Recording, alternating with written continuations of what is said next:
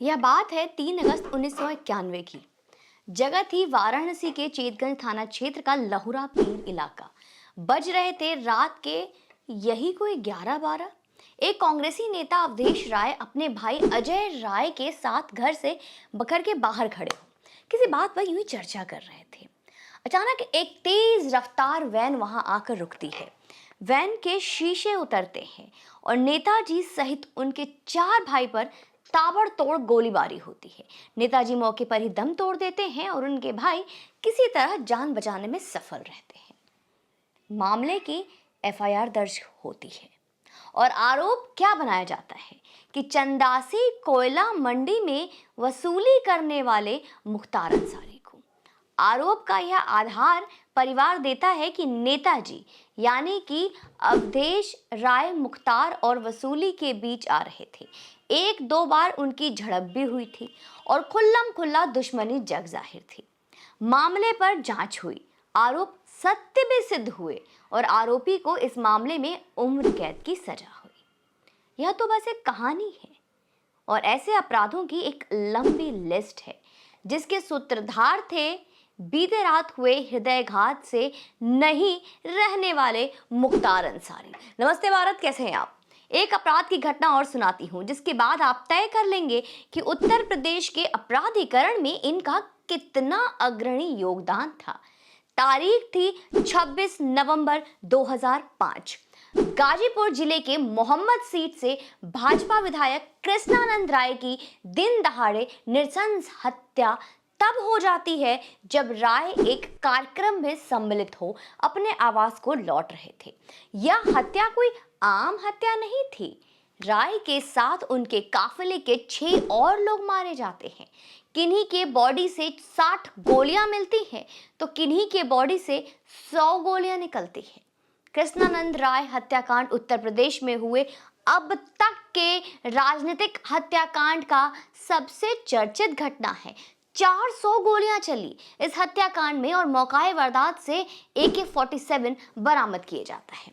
कृष्णानंद राय की छवि एक बड़े हिंदूवादी नेता की थी और जिस मोहम्मदाबाद सीट से वो चुनाव जीते थे वो पारंपरिक सीट थी किसकी? मुख्तार अंसारी एंड फैमिली की। राय साहब जिनको हार कर यह चुनाव जीते थे वह कोई और नहीं बल्कि मुख्तार के अपने भाई थे जिन्हें हराया था। अपने रसूख पर यह दाग मुख्तार बहुत दिन तक नहीं बर्दाश्त कर सके और आखिर में उसने उत्तर प्रदेश के इतिहास का एक बड़ा खूनी सियासी अपराध कर दिया।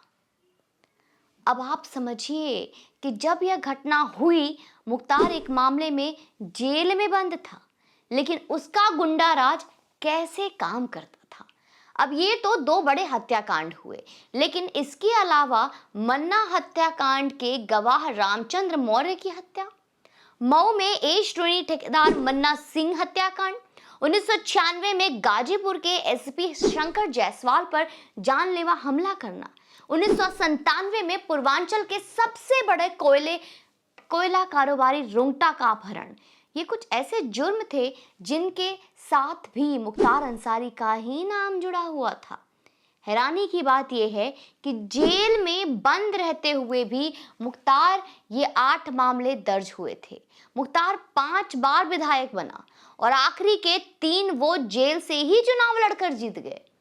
यह खौफ बनाया था उसने।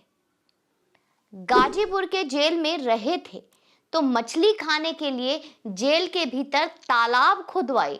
उसने इस कदर का समाजवादी राज में उसका दबदबा था। 17 साल जिस आदमी ने जेल में गुजारे वो आदमी पूर्वांचल का सबसे बड़ा माफिया था।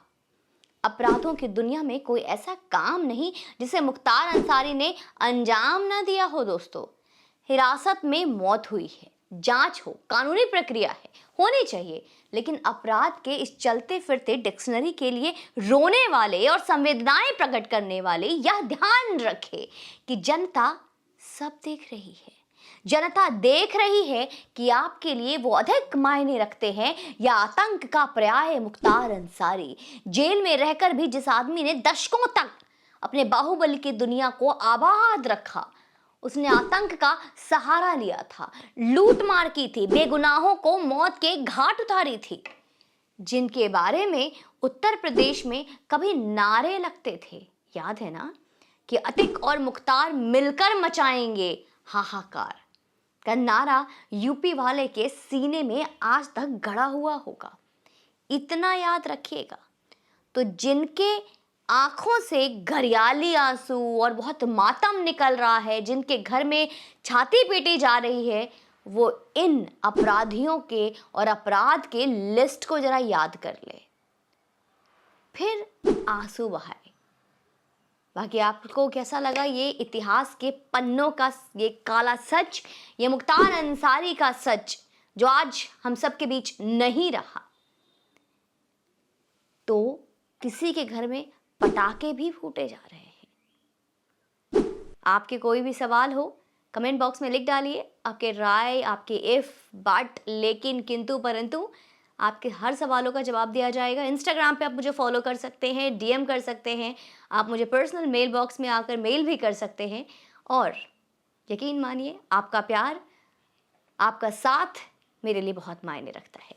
जय हिंद, वंदे मातरम।